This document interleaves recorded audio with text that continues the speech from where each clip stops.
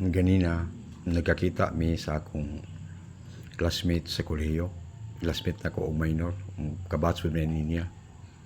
Unya, misulti siya siyang mga problema nako sa iyang mga hinanakit.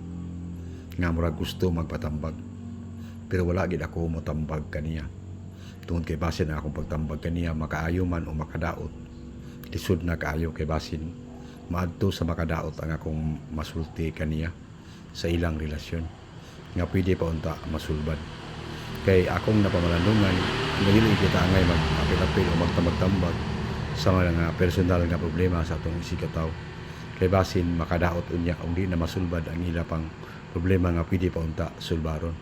Yung nana gid nga akong baruganan sa pagkakaroon, no? Dili lagi ko motambag. Labi na kung usalang ka bersyon sa istorya ang akong madunggan, kay mahimo kitang bias ni ana.